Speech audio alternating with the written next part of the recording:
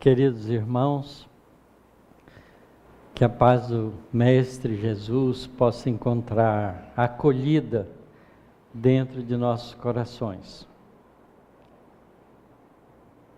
Eu queria desejar nessa primeira reunião do ano que cada um de nós possa construir com esforço, com coragem, com bom ânimo, com determinação, um feliz ano novo, não só para cada um de nós, mas para todos aqueles que convivem conosco. Nós vamos dar continuidade então ao estudo do livro Roteiro. Estamos na 20ª lição, metade do livro. E o título da lição de hoje é Evangelho e Dinamismo. E é uma lição que vem muito na direção do que a Leia falou no começo. Eu quase falei, olha, já está feita a palestra, não preciso nem fazer mais nada. Muito bom. Começa o Emmanuel dizendo o seguinte: desde os primórdios da organização religiosa no mundo, há quem estime a vida contemplativa absoluta por introdução imprescindível às alegrias celestiais. Cristalizado em semelhante atitude, o crente demanda lugares ermos, como se a solidão fosse sinônimo de santidade. Poderá, contudo, o diamante fulgurar no mostruário da beleza, fugindo ao lapidário que lhe apura o valor? Com o Cristo, não vemos a ideia de repouso improdutivo como preparação do céu. Não foge o Mestre ao contato com a luta comum. A boa nova em seu coração, em seu verbo e em seus braços é essencialmente dinâmica. Não se contenta em ser procurado para mitigar o sofrimento e socorrer a aflição. Vai, ele mesmo, ao encontro das necessidades alheias, sem alardear presunção. Instrui a alma do povo em pleno campo, dando a entender que todo lugar é sagrado para a divina manifestação. Não adota posição especial a fim de receber os doentes e impressioná-los. Na praça pública, limpa os leprosos e restaura a visão dos cegos. À beira do lago, entre pescadores, reergue paralíticos. Em meio da multidão, doutrina entidades da sombra, reequilibrando obsidiados e possessos. Mateus, no capítulo 9, versículo 35, informa que Jesus percorria todas as cidades e aldeias, ensinando nos templos que encontrava, pregando o evangelho do reino e curando todas as enfermidades que assediavam o povo. Em ocasião alguma, o encontramos fora de ação. Quando se dirige ao monte ou ao deserto, a fim de orar, não é a fuga que pretende, sim a renovação das energias para poder consagrar-se mais intensamente à atividade. Certamente, para exaltar os méritos do reino de Deus, não se revela pregoeiro barato da rua, mas afirma-se involuntariamente, invariavelmente pronto a servir. Atencioso, presta assistência à sogra de Pedro e visita afetuosamente a casa de Levi, o publicano, que lhe oferece um banquete. Não impõe condições para o desempenho da missão de bondade que o retém ao lado das criaturas. Não usa roupagens especiais para entender-se com Maria de Magdala, nem se enclausura em preconceitos de religião ou de raça para deixar de atender aos doentes infelizes. Seja onde for, sem subestimar os valores do céu, ajuda, esclarece, ampara e salva. Com o Evangelho institui-se entre os homens o culto da verdadeira fraternidade. O poder divino não permanece encerrado na simbologia dos templos de pedra. Liberta-se, volta-se para a esfera pública, marcha ao encontro da necessidade da ignorância, da dor e da miséria. Abraça os desventurados e levanta os caídos, não mais a tirania de Baal, nem o favoritismo de Júpiter, mas Deus, o Pai que através de Jesus Cristo inicia na terra serviço da fé renovadora e dinâmica, que sendo êxtase e confiança, é também compreensão e caridade para a ascensão do espiritismo humano à luz universal. Então vocês vejam que é bem a lição de fazer a mudança de comportamento aonde a gente estiver, como você sugeriu que a gente assuma esse compromisso nesse ano. É um ano bonito, né? 2020, redondinho. Se a gente terminar esse ano redondinho com a gente, vai ser ótimo. Então, a gente vê nessa lição que Emmanuel salienta exatamente a atitude de dinamismo do Evangelho, do trabalho de Jesus. Às vezes a gente fica achando, né, que como eu vou fazer isso? Eu não sou Jesus, a gente não é mesmo. E está longe ainda alguns bilhões de anos de distância da posição espiritual que Jesus já conquistou. Mas ele não veio para se exibir, ele veio para mostrar que a gente pode fazer isso, que ele, se ele conseguiu, sendo filho de Deus, como nós também conseguimos. Se ele foi capaz de vencer todas as agruras da vida terrena, fiel aos ensinamentos e o trabalho da realidade espiritual, nós também podemos. Então não há como a gente justificar o alheamento à sociedade, o alheamento aonde a gente está colocado. Todos nós queremos um mundo melhor. Mas há uma diferença entre querer e construir. Querer é fácil, desde que os outros façam. Eu gostaria de ter uma casa maravilhosa. Quem vai construir essa casa? Se cada um fosse capaz de construir a sua própria casa, eu garanto que não seria tão maravilhoso como tem sido, a rigor. A sociedade se organiza de uma maneira muito interessante. É por isso que a gente precisa estar sempre junto com os outros. Porque nós somos espíritos em evolução, andando, caminhando, adquirindo, construindo.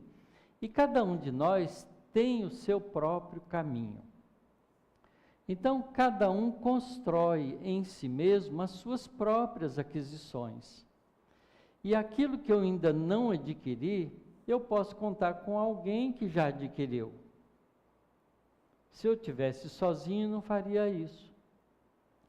Então, é importante que a gente entenda que a gente evolui como uma família universal. Aqui na Terra, nós somos pouco mais de 20 bilhões de espíritos habitando esse planeta, nos dois planos da vida. Uma parte encarnada, outra parte desencarnada, com um processo ciclo de troca de lugar. Daqui 100 anos, tem algum nenenzinho aí? Todos nós já estaremos no mundo espiritual. Todos, sem exceção. E quem estará no nosso lugar? Outros espíritos, que são os nenenzinhos que estão nascendo agora. De que lado nós somos? De cá ou de lá? Dos dois? Qual a vida mais importante? Essa daqui ou a do outro lado? A do outro lado. Porque ela é permanente, essa é transitória. Porque enquanto ligados a uma matéria grosseira como nós estamos, essa matéria é transitória, ela não é durável. Qualquer carro que você compra tem um tempo de vida, vai virar ferro velho. Todo corpo que nós adquirimos na vida terrena tem um tempo de vida. E ele vai morrer. Isso é inevitável. Tem uma quadrinha bonitinha, né, de um espírito que diz exatamente isso. Quando a gente nasce, a vida é como uma viagem de trem. A gente já tem a passagem de volta. Mesmo que a gente não tenha bolso, ela está no nosso bolso. Porque a gente nasce sem bolso, peladinho. Mas a passagem já está garantida da volta. Mas no mundo espiritual, a vida, à medida que nós formos evoluindo e adquirindo valores, ela vai ficando cada vez mais longa. O intervalo entre uma encarnação e outra aumenta na proporção da nossa evolução. Quanto mais evoluído a gente estiver, menos necessidade a gente tem de aprender na vida material, porque nós já adquirimos a consciência da realidade espiritual e podemos aprender muito no mundo espiritual. Muito mais rapidamente do que na vida física. Há uma pergunta no Livro dos Espíritos que diz exatamente, o Espírito responde a Kardec, mostrando exatamente isso, porque Kardec pergunta, se vale a pena, já que a vida nossa é transitória, a gente se esforçar para adquirir os conhecimentos da vida terrena, da ciência, das artes, das coisas que a gente tem na vida terrena. E o Espírito responde, claro que sim, porque a estrutura de aprendizado que você adquirir aqui te prepara para você aprender no mundo espiritual, em 1 hora, muito mais do que você aprenderia numa vida terrena. É muito interessante isso. Além disso, esse aprendizado pode se tornar instrumento útil de serviço aos nossos semelhantes. E é óbvio que sim, né? Um engenheiro ajuda muita gente com a engenharia que ele conhece. Um professor ajuda muitos estudantes com o conhecimento que ele adquiriu. Então, esse conhecimento que a gente adquire aqui, ele é fundamental para ajudar a gente a aprender mais rapidamente no mundo espiritual. Vocês podem avaliar isso acompanhando as obras do André Luiz. O André Luiz chegou em nosso lar como um enfermo da alma. Passou 8 anos de sofrimento nas regiões de sombra, sendo acusado de suicida pelos seus pares, espíritos atrasados igualmente, inconscientes igualmente das verdades espirituais. Passa 8 anos e ele fica infeliz em ser chamado de suicida, porque ele lutou pela vida até o final. Porque ele ficou com um câncer gástrico, e ficou hospitalizado, brigando com a doença para sobreviver. Mas depois ele entendeu lá que o câncer que ele adquiriu foi pelos excessos que ele cometeu na vida e abreviou o tempo de reencarnação dele, por isso ele era chamado de suicida. Devia ter vivido mais 8 anos. Passou esses 8 anos nas regiões de sofrimento. Sai dali auxiliado no momento em que ele se humilha e pede socorro a Deus. E a sua mãe, espírito mais adiantado do que ele, que orava e fazia todo o esforço para tentar ajudá-lo, mas ele era inatingível, porque ele estava fechado em si mesmo no seu sofrimento, não pôde fazer nada por ele, senão orar por ele. Quando ele muda de postura interior, então o ministro Clarencio, que trabalha no nosso lar, um dos 12 ministros do Ministério do Auxílio, vem e tira ele das regiões de sombra e leva ele para nosso lar, onde ele começa então a sua recuperação espiritual. E a partir daí, ele corajosamente, e é isso que é importante salientar, compreende a situação e faz então a partir daí o esforço de mudança que a Léa propôs para a gente fazer esse ano. E faz essa mudança no mundo espiritual. De médico importante, que ele era na Terra, no Rio de Janeiro, chegou a ser professor de universidade, ele vai ser um simples auxiliar de enfermagem na Câmara do Auxílio, cuidando dos doentes espirituais que ali chegam, com todas as mazelas da vida mental que levavam, limpando, acudindo, ajudando, fazendo trabalho que jamais um médico aqui da cidade nossa aceita fazer numa emergência. Não, chama o enfermeiro, eu não faço isso, eu sou médico. Não é? Os professores da universidade são assim também, não limpam o laboratório, não, a faxineira que limpa. Eu limpo o meu. Não custa nada. Eu limpo na minha casa, não custa nada. Eu não uso um copo na minha casa e bebo água sem lavar ele de novo e pôr no mesmo lugar que eu encontrei. Porque quem quiser tomar água vai pegar um copo limpinho. Meus filhos não fazem isso, não aprendeu isso comigo. Quando meus filhos, fim de ano, está todo mundo em casa, né? De vez em quando eu olho na pia, tem 10 copos.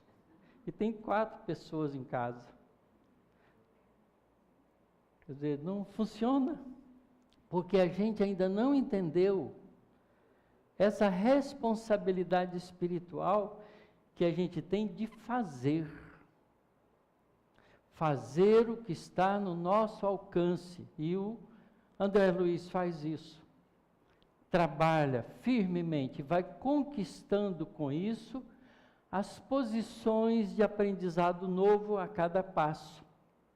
A gente lê o Nosso Lar e depois lê o último livro dele, A Vida Continua, a gente fica impressionado da diferença do André Luiz Nosso Lar e o André Luiz A Vida Continua. Porque é um espírito que cresceu espiritualmente bastante no mundo espiritual. Peguem a data de publicação do Nosso Lar e depois peguem a data de publicação do E a Vida Continua e vejam em quantos anos ele fez isso. A gente pode. O Evangelho é dinâmico, é de trabalho, é de conquista, é de renovação. Por isso a gente não tem que se alhear, mas antigamente a gente fazia isso. O que eram os seminários, os mosteiros? O que são os templos budistas que a gente ainda tem? E outras igrejas que fazem esse tipo de retiro. Tira a pessoa da sociedade para, numa atitude aparentemente de contemplação, ficar em contato com Deus. Essa é a proposta. Mas se alguém invadir o templo budista, sai de pau em cima dos invasores, porque não aprenderam o perdão, o amor ao próximo, o entendimento. Não é uma crítica, não estou fazendo crítica, a gente conhece isso, isso é divulgado, né, na rede pública de notícias que a gente tem.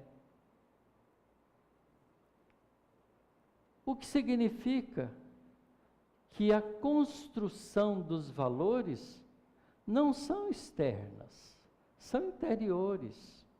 É o caminho de cada um de nós. É a conquista da Maria de Magdala, é a conquista de Paulo, né, que era de perseguidor, passa a divulgador, enfrentando toda a perseguição que ele mesmo tinha começado. E morre, dá a sua vida pelo trabalho de difusão das verdades espirituais que Jesus trouxe. E a mesma coisa faz Maria de Magdala. Qual foi o trabalho que ela realizou? A gente não conhece muita história de Maria de Magdala, não é? A gente só lembra dela como se fosse a prostituta do Evangelho. E ela nem era prostituta. Ela era uma cortesã, uma mulher rica. Ela tinha bens, ela não precisava de negociar com o corpo. Mas era uma mulher equivocada com as ânsias do sentimento do amor. Quando ela encontra Jesus, ela compreende o significado do amor. Então ela muda. Em 3 anos de convivência com Jesus, Maria de Magdala é outra mulher. E não foi aceita no colégio apostólico por causa do ranço, né, dos preconceitos que a gente ainda carrega no nosso coração. Por causa de escolhas que cada um faz da sua própria vida. E aí Pedro sugere a ela, depois que Jesus é crucificado, que ela buscasse um trabalho para ela, uma maneira de divulgar aquilo que ela tinha aprendido. E ela sai assim na rua, meio desconsolada, sem saber o que fazer, e encontra uns leprosos que estavam a caminho. E ela então se junta a eles e vai para o vale dos leprosos, cuidar deles e ensinar o que ela aprendeu com Jesus. E passa a vida inteira ali, até que começa a aparecer nela as primeiras manchas da lepra. E ela então, percebendo que ela já estava perto do final, ela tem vontade de encontrar Maria de Nazaré. Então ela sai do Vale dos Leprosos de Jerusalém e caminha em direção aonde morava Maria de Nazaré, junto com o evangelista João, e morre no caminho. Mas Jesus vem recebê-la pessoalmente no mundo espiritual. Então vejam que é um esforço de mudança, de troca. O que é importante? A vida material ou a vida espiritual? Qual é o fundamento dos ensinamentos de Jesus? O que Jesus nos ensina com o seu exemplo? Que o nosso trabalho é o trabalho de conquista dos valores da alma. Quais são os valores da alma? São 2, só 2. A nossa busca é busca de 2 valores: saber e fazer com amor. É amar e aprender. Aprender e amar. Como a gente não sabe amar, a gente usa a definição do meu neto. O meu neto, quando tinha 4 anos de idade, ele falava assim: vovô, eu te amo, papai, eu te amo. E aí eu, dentro do carro, resolvi perguntar para ele: o que é amar, Felipe? Ele parou a cabecinha dele um pouquinho. Amar é cuidar. Pronto. Nós não sabemos amar? Não, mas sabemos cuidar. E cuidando, a gente aprende a amar. Porque a gente não sabe ainda o significado profundo desse sentimento que emociona o indivíduo até as profundezas da alma. Porque o amor é uma coisa transcendente ainda para nós. A gente não sabe o que é amar. Muitos de nós prometem ali no casamento que vai amar e respeitar o companheiro ou a companheira para o resto da vida. Não é? Porque ama. Te amo com todas as forças da minha alma. E não aguento o primeiro ano. Eu acho que eu estava equivocado, né? Não te amo mais. A pessoa que fala não te amo mais, nunca amou. Porque o amor é uma conquista da alma. Se a pessoa tem amor no coração, jamais perde. Porque é um valor intrínseco conquistado. É que a gente não ama, a gente gosta. E gosta especialmente das coisas que o outro faz para a gente. Adoro fulano, ele é ótimo, maravilhoso, está sempre pronto para ajudar, para não sei o quê, mas um dia se ele ficar com raiva e te xingar, você detesta ele para o resto da vida. Porque a gente é assim, não sabe amar, mas a gente sabe cuidar, a gente sabe servir, a gente sabe fazer isso que Jesus nos ensina, de ir auxiliar a pessoa que está precisando. Ajudar aquele que está necessitado. Ter paciência com aquele parente difícil. E a família é a melhor escola para isso. Porque uma pessoa transeunte se ajuda e passa, depois nem vê ele mais. Mas lá em casa, todo dia a gente encontra aquele filho ranzinza, aquela mulher chata, aquela sogra antipática, e a gente tem que aguentar primeiro ano, segundo ano, 10 anos, 20 anos, quando for preciso. Então, quem é que tem que mudar? A pessoa que é ranzinza, ela podia mudar se ela compreendesse, mas se ela compreendesse, ela não era ranzinza. Então, quem tem que compreender é quem está percebendo que ela é ranzinza. Se eu estou vendo nela que ela é ranzinza, eu não devo ser, porque eu já enxergo isso.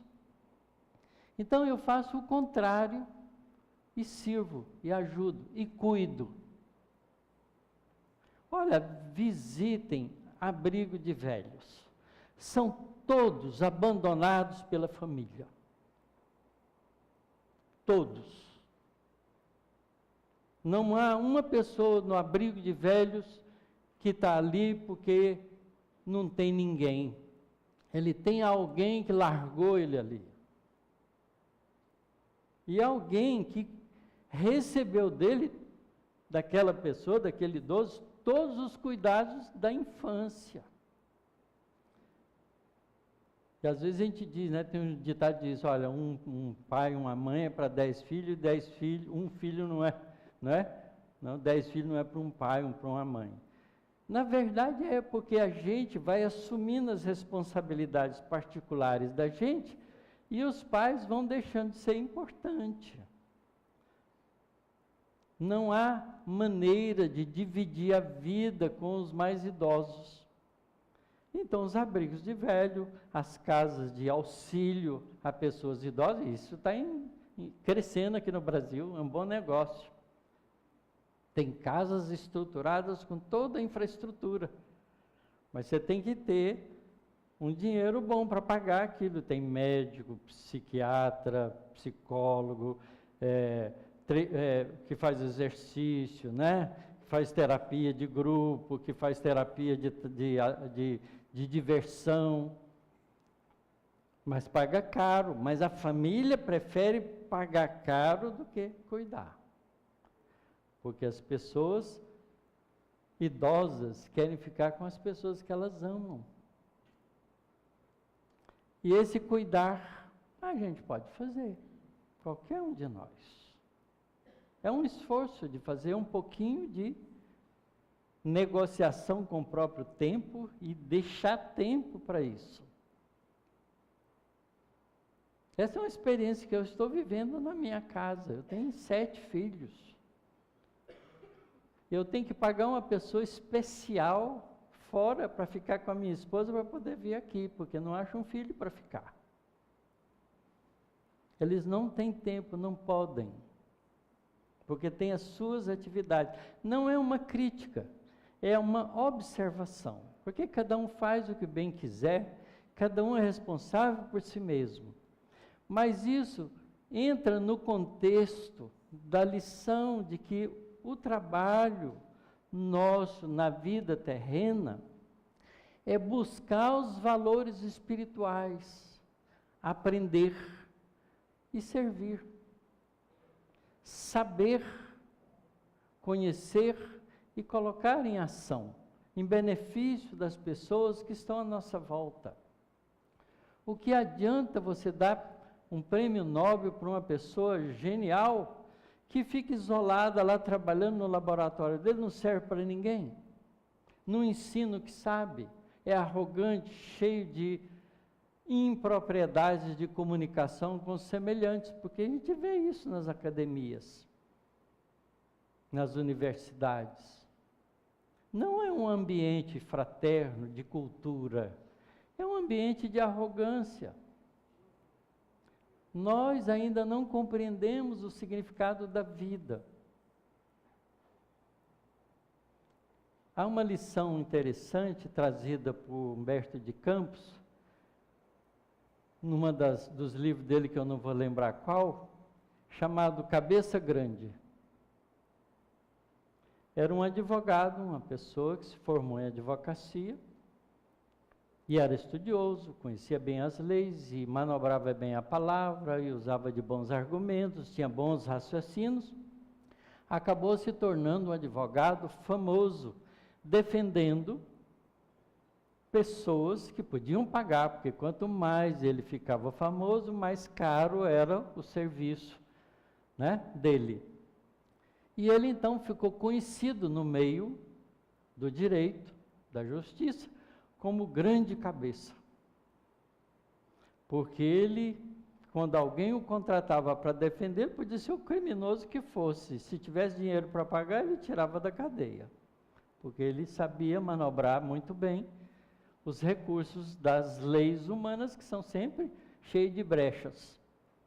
Uma inteligência hábil é capaz de usar esses recursos para atingir os seus objetivos. Então ele ficou famoso. Mas o grande cabeça desencarnou. E nunca teve na sua vida a capacidade de auxiliar qualquer pessoa que não pudesse pagar. Foi procurado muitas vezes por pessoas mais simples, mais humildes, viúvas, pessoas que não podiam pagar para pedir ajuda dele, porque ele era um bom advogado, mas não tinha dinheiro para pagar, ele não servia. E aí então foi para o mundo espiritual, o grande cabeça. E aí encontrou o resultado da sua arrogância e da sua ambição, importância, vaidade, orgulho, né, de ser o grande cabeça. E acabou solicitando para poder se corrigir, nascer numa favela do Rio de Janeiro, com hidrocefalia, agora era a cabeça grande. Porque não soube utilizar os recursos em favor do próximo. Nós todos temos isso em nossas mãos, porque não há nenhuma pessoa que não possa ser útil. Quando a gente for varrer a nossa casa, não varre com mágoa, com chateação, porque todo dia tem que fazer isso. Varre pensando assim, eu vou deixar minha casa limpinha, para as pessoas que eu amo se sentir bem dela.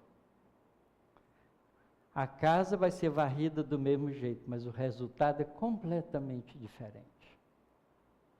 E todo o trabalho a gente pode fazer assim. Essa é a diferença de colocar o Evangelho em ação no meio onde a gente está inserido, do que simplesmente fazer meditação, fazer contemplação, fazer retiro espiritual e tudo mais que a gente inventa, achando que está se aproximando de Deus. Deus é, acima de todo, um Pai amoroso e bom. E se a gente quiser ficar perto dele, tem que ficar com amor no coração. E como a gente não sabe amar, vamos aprender cuidando, servindo, porque isso a gente sabe. A gente até acostuma. Olha, eu dormia 10 horas, 11 horas da noite e acordava 7, 8 horas da manhã. E se meu quarto tivesse escurinho, não tivesse compromisso, eu dormia até às 11 horas sem acordar, num sono só. Não faço mais isso, porque a minha esposa precisa de mim. E ela acorda muitas vezes durante a noite. Quando ela podia, ela acordava, ia ao banheiro sozinha e voltava, eu nem via. Nem sabia que ela ia, ela que me contava. Agora eu acordo todas as vezes com ela. Eu acostumei a fazer isso. A gente aprende a fazer.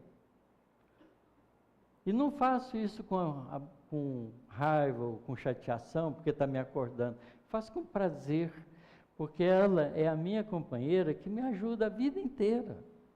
É o suporte moral, emocional, que me sustenta na posição que eu estou. Sou um homem frágil. Os homens são muito mais frágeis do que as mulheres. As mulheres são muito mais fortes emocionalmente do que os homens. Então, uma companheira boa, legal, é o suporte do marido. E ela foi. Se eu não fiz besteira nesse mundo, eu devo a ela. Como é que você não vai fazer isso por amor, por cuidado, por prazer? Eu nunca cozinhei na minha casa. Estou virando um ótimo cozinheiro, viu, Léo? Estou aprendendo, a gente aprende, tudo a gente aprende se quiser. Como? Você é um físico, cientista, professor da USP, cozinha? Claro, por que não? Qual o problema? E lava as panelas, lava os pratos, tudo. Não deixo nada sujo, porque eu não gosto de pia suja. Eu gosto da pia limpa, se eu quero fazer um café, eu vou lá e está limpinho tudo. A gente constrói a vida da gente com o esforço pessoal de cada um. E a gente, como é um espírito, já vivido muitas encarnações, todos nós somos, a gente tem habilidades que a gente nem imagina que é capaz de fazer. Tenta, experimenta. A gente se descobre, porque a gente não se conhece. A gente não sabe a capacidade que a gente tem de fazer as coisas. Porque se a gente teve milhares de encarnações, o que a gente ficou fazendo nela? A gente aprendeu de tudo. A gente já foi artesão, né? Já foi preguiçoso, já foi trabalhador, já fez tudo. Porque a vida nos obriga a essas situações todas. Quando a gente era rico lá na época medieval, a gente não trabalhava, porque era uma vergonha uma pessoa rica trabalhar, só trabalhava gente pobre. As pessoas cultivavam o ócio. A gente era ocioso porque era uma virtude. Ocioso, só era ocioso quem era rico. Porque tinha os pobres para trabalhar para eles. Até que foi acabando tudo isso e a gente criou o negócio, que é negar o ócio. Né? E a gente virou até trabalhador, não é? Todos nós trabalhamos em alguma coisa. Somos negociantes, trocamos experiências de trabalho uns com os outros, porque o dinheiro é o veículo para isso. Então, a gente vive no meio das pessoas, a gente tem que entender que os ensinamentos de Jesus não são para ser admirado, não são para ser só conhecido, são para ser colocado em prática no lugar que a gente estiver. Onde Jesus estava? No meio das pessoas. Ele era filho de um artesão, né, de um carpinteiro. Ele aprendeu carpintaria com o pai e trabalhava como carpinteiro. Ele era conhecido como filho do carpinteiro. quem esse carpinteiro acha que é falando de Deus? O Evangelho tem críticas desse tipo, só ler. Porque ele sempre viveu no meio das pessoas, fazendo e ensinando como a gente deve ser para ser um espírito feliz. Porque o objetivo dos ensinamentos de Jesus não é fazer a gente virar mártir. Mas todo indivíduo que é diferente no meio social vira mártir, não é? Essa briga toda que a comunidade, né, do terceiro sexo está fazendo é porque eles são hostilizados pelos outros dois sexos. Porque se não fosse, ninguém estava fazendo movimento nenhum. Né? Mas a gente, quando a gente é diferente do meio da gente, a gente é hostilizado. Quando eu era jovem espírita, tinha 18, 19, 20 anos, a minha família, que tinha alguma formação espírita, me lembra uma vez, porque eu comecei a me dedicar à doutrina, a aprender, a estudar, a frequentar a mocidade espírita. Nos meus domingos, em vez de eu ir para clube, para qualquer outra coisa, eu ia para o abrigo dos velhos com a turma da mocidade, para fazer um dia feliz para os velhinhos que ali estavam. Aprendi com a juventude espírita isso. Né? Esse trabalho de pensar nos outros. E o meu pai começou a ficar chateado comigo, porque eu não tinha tempo para a família mais. Né? Os meus tempos livres, eu estava estudando, fazendo o meu curso, ou estava com alguma atividade que a doutrina espírita me oferecia. Tinha reunião mediúnica, eu comecei a reunião mediúnica com 20 anos. Ainda bem, porque tem experiências maravilhosas com o mundo espiritual. Então, essas coisas são conquistas que a gente vai fazendo. Um dia meu pai disse, hoje você não vai, era domingo. Eu tinha uma reunião mediúnica que eu ia domingo. 7h da noite a gente começava a reunião. Das 7 às 9 a gente tinha um grupo de estudo e prática mediúnica. E depois das 9h, 9h30, eu ia para o clube dançar. Porque isso faz parte da vida também. Dançar é ótimo. Desrespeitar o parceiro enquanto você dança é outra coisa. Isso não tem nada a ver com a dança. Né? É outra história. Então eu ia dançar. Eu sempre fui um jovem alegre. Aí meu pai disse, hoje você não vai. Eu tinha quase 22 anos. E eu não briguei com meu pai. Falei, não posso ir não, pai. Não. Você vai ficar aí. Tá bom. Então, boa noite para vocês. Deitei, dormi, saí do corpo e fui para a reunião. Que ele pode prender o meu corpo, mas não pode prender meu espírito. A minha realidade espiritual é livre. E eu fui para a reunião mesmo, tenho certeza disso.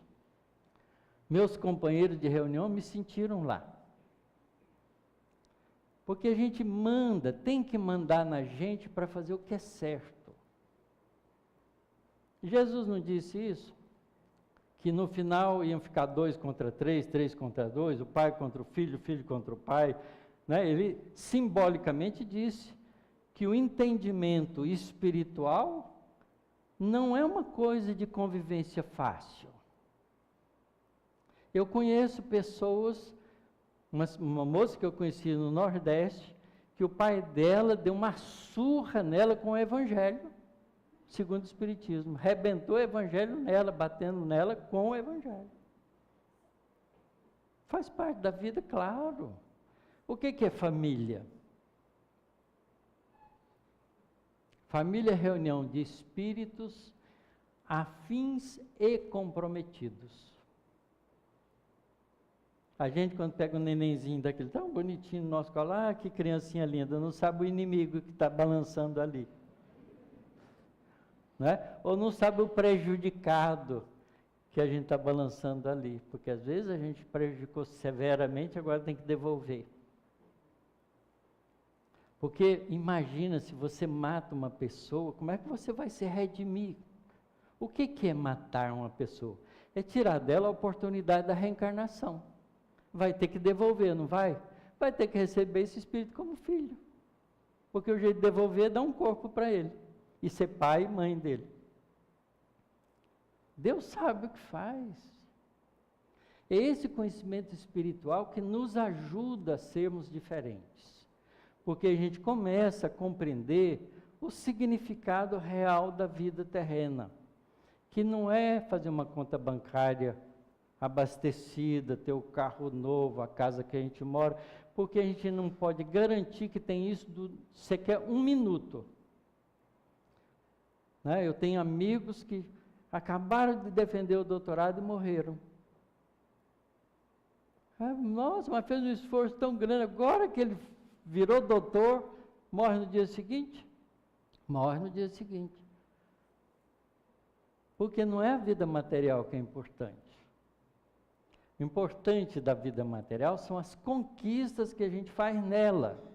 Conquistas definitivas da alma. Não pense que esse indivíduo que fez o doutorado desencarnou, ficou no prejuízo, porque não ficou.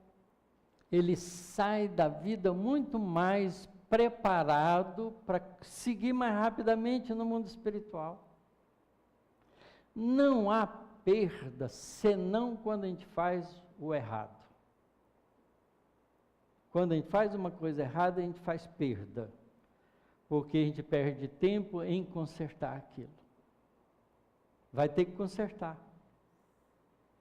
A cada um é dado segundo as suas obras, é ensinamento de Jesus. Então, se a gente faz uma coisa equivocada, a gente vai ter que consertar. Não vai ficar por isso mesmo. Pagarás até o último ceitil.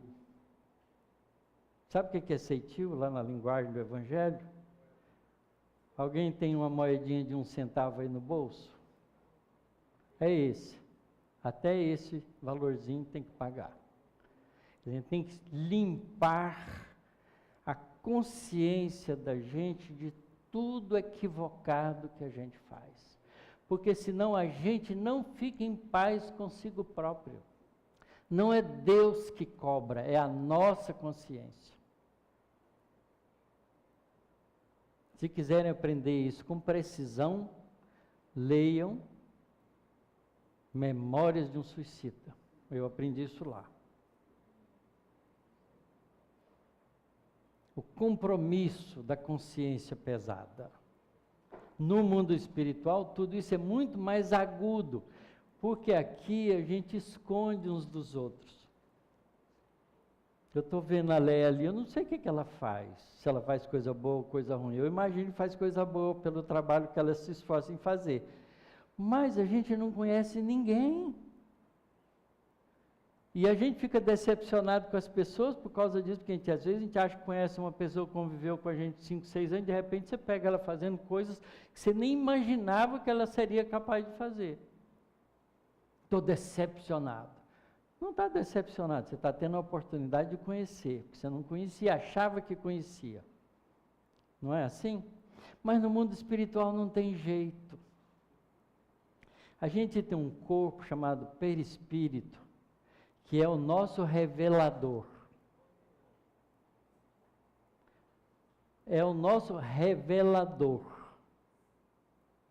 Não é igual ao nosso corpo. O nosso corpo não nos revela. Nosso corpo físico nos esconde. Às vezes a pessoa está passando a mão nas costas do outro. Feliz ano novo para você. Tomara que dê tudo errado. O pensamento é outro. Mas a gente fingidamente, né? O espírito não consegue fazer isso, porque o que ele pensa, ele mostra. O corpo espiritual é moldado pelo pensamento e o sentimento do espírito. Então, se você fez cara feia espiritual para ele, a cara feia é do corpo perispiritual. Você vai olhar e vai ver. Tem lições espirituais mostrando isso para a gente. Uma moça linda entrou por ali, mas o André Luiz está percebendo a alma dela, mas que alma horrorosa, porque ela está negra de pensamentos horrendos, uma sombra que ela projeta dela mesma, não projeta luz. E o espírito, quando pensa coisa boa e faz coisa boa, ele projeta luz. Então todo mundo identifica. Leiam Obreiros da Vida Eterna. É um livro maravilhoso que mostra isso para a gente. Tem uma casa espiritual, que os espíritos constroem casa com a força do pensamento, usando o fluido cósmico universal. Uma casa transitória, locada numa região de sofrimento e sombra de espíritos comprometidos. E um grupo de espíritos trabalhadores no bem usam essa casa, construíram essa casa, chama de casa transitória, para ajudar aqueles espíritos que já podem ser ajudados. Tipo André Luiz, depois de 8 anos de sofrimento. E aí, o ambiente já estava tão contaminado e tão pestilencial, que era preciso uma purificação do ambiente. Os espíritos organizam, os espíritos mais superiores ainda do que aqueles que trabalhavam na casa, organizam uma limpeza do ambiente, com descargas. Eles dizem a palavra elétrica, mas não é a mesma coisa das nossas descargas elétricas, mas com as descargas energéticas necessárias para limpar um pouco o ambiente, para ficar sustentável.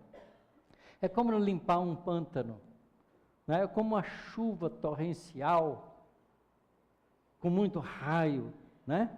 Porque o raio produz ozônio, e o ozônio é bactericida, mata todas as bactérias do ar. A gente morre de medo do ar, mas ele é extremamente benéfico. E a chuva maravilhosa que cai, limpa as nossas cidades, limpa os nossos telhados, limpa todo lugar que a gente está vivendo. Se não tivesse chuva, a gente ficava num ambiente pestilencial, doentio. Tem inundação? Azar, porque os homens é que constroem na beira dos rios. Os rios estavam ali antes dos homens, das casas deles. Para que construir na beirada? A imprudência é nossa. Tem nada a ver com a natureza. São Carlos tem inundação todo ano. Não, quem escolheu morar na grota foram os são carlenses. Tá certo? Ali era uma grota, tem um rio que passa ali, a cidade é assim, toda a água acumula ali. E a gente não deixa quintal, porque com preguiça a gente cimenta, né? A planta. Eu comprei uma casa que tinha uma jabuticabeira. O meu vizinho, a primeira coisa que falou assim, vou pedir um favor para você. Corta a sua jabuticabeira que ela joga muita folha no meu quintal. O quintal dele é todo cimentado. Aí eu respondi para ele assim, olha, eu comprei a jabuticabeira, a casa veio por acompanhamento. Então eu, no máximo, posso dizer para o senhor que toda vez que der jabuticaba, eu te dou um pouco. Porque as pessoas são assim, não querem trabalho. As cidades, todos os quintais estão cimentados. Eu tenho jardim na minha casa. E a parte que está arrumadinha, eu pus bloquete. Porque bloquete um encosta no outro, a água infiltra. Então a água vai para dentro da terra. Não corre por cima. Mas a cidade está impermeabilizada. Choveu, ainda bem que chove, porque lava as ruas. Tira toda a sujeira. E entope geralmente porque a gente jogou muito lixo na rua. Não é assim? Então, isso tudo é atitude de evangelho na vida. A gente pensa que não é, mas é assim. Então, esse ambiente da casa transitória precisava dessa limpeza. E, obviamente, que espírito atrasado morre de medo de tempestade. Sem crítica. Não é? Se esconde debaixo da cama quando está dando muito raio. Eu vou lá filmar, adoro ver raio. É lindo. A formação dos raios no ar é fantástico. Se caiu em mim é porque é hora de eu ir embora. Qual é o problema? Só vai matar meu corpo. E aí, os espíritos todos, que eram rebeldes, violentos, agressivos, morrem de medo disso e procuram a casa transitória para entrar dentro, para se abrigar, porque sabia que ali as pessoas estavam abrigando as pessoas. Aí o André Luiz, que estava ali de passagem, aprendendo lições, perguntou, mas como é que a gente vai saber quem pode entrar e quem não pode entrar? Aí a benfeitora, que era diretora da casa transitória, disse para ele, não se preocupe, eles se identificam por si mesmos. Aqueles que estão realmente arrependidos e querem um começo de uma vida nova, emitem uma luz da sua própria mente, por causa do pensamento que está tendo e do sentimento que está alimentando. Então, esses é a senha para deixar entrar. Os outros, por mais que gritem por piedade, por socorro, não podem entrar porque vão perturbar aqui dentro. Então, a gente é reconhecido no mundo espiritual pelo que a gente pensa, pelo que a gente sente. Não há como esconder uns dos outros. Então, olha, se a gente vai ter que enfrentar essa realidade depois que desencarnar, é melhor a gente já ser assim antes. Porque não tem surpresa. Então, não minta sobre você, seja verdadeiro com você mesmo. Não queira parecer o que você não é. Te autoanalise para te conhecer. Quando fizer esse projeto proposto pela LED, nesse 2020 a gente ser um pouco melhor, quando a gente não conseguir, não se agrida por isso. Não se sinta culpado, porque o sentimento de culpa não é construtivo. Faça uma autoanálise e se reconheça, puxa, eu ainda não consigo fazer isso, vou fazer mais força para conseguir. Porque é assim que o atleta se comporta. Não é? Quando ele está treinando, quando ele cai, ele não fica aborrecido por isso, ele se recompõe logo e começa a treinar para não cair mais. É assim que a gente tem que ser atletas do espírito. Se a gente fizer isso, a gente está conquistando de forma definitiva esses ensinamentos que Jesus nos deixou. Essa é a mensagem do Evangelho e essa é a mensagem da doutrina espírita. Ela nos esclarece da realidade espiritual para que a gente, quanto mais cedo esclarecido, mais rápido a gente consiga construir isso dentro da gente. Então não adianta bater no ombrinho da pessoa, feliz ano novo para você. Você quer um feliz ano novo? Mude, seja melhor, trabalhe por isso, conquiste. Felicidade não se compra em mercado e não cai do céu. Cada um conquista a sua. E é bom a gente ser feliz para compartilhar a felicidade da gente com os outros. Feliz ano novo para vocês todos. Muito obrigado.